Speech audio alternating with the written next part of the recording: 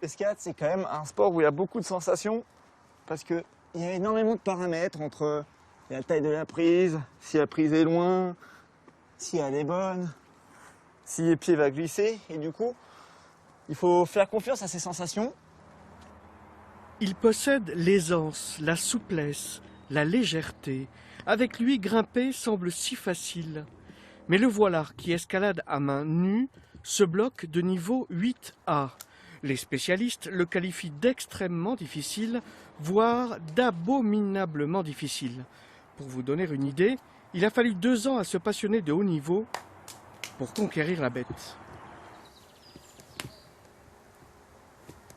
Chaque bloc est donc associé à un niveau de difficulté.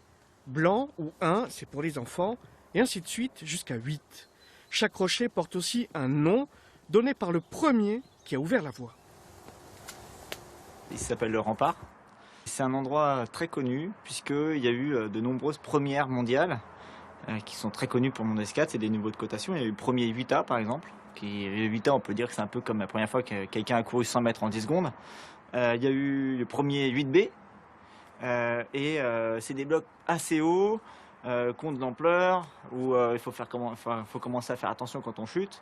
Voilà, c'est un site vraiment mythique.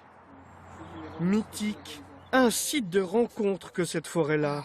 On vient du bout du monde pour grimper ici. La forêt de Fontainebleau, que les grimpeurs surnomment Blot, comporte des milliers de blocs de grès. Voici 35 millions d'années, la mer occupait ces lieux. Elle y a déposé des sédiments, ce sable s'est consolidé pour former ces blocs. Le rocher est vraiment fragile et du coup, rien qu'avec les grains de sable qui restent sous les chaussons, on a tendance à casser le grain du rocher. Et ça, c'est la première chose. La deuxième chose, c'est qu'il faut bien brosser les prises avec une brosse qui soit vraiment à poil souple, pour pas l'abîmer non plus, pour du coup retrouver l'adhérence, on va dire, un peu originale du rocher. Retrouver l'origine, c'est remonter à 1900. Des alpinistes découvrent que Fontainebleau est le lieu idéal pour s'exercer. C'est donc ici que naît l'escalade. Et c'est dans cette histoire et ce respect de la nature que s'inscrira notre grimpeur dès l'âge de 12 ans.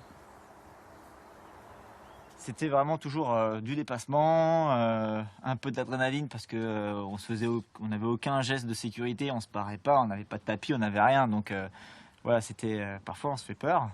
Et donc ouais, c'était surtout de la liberté, du plaisir, et un peu d'aventure quoi.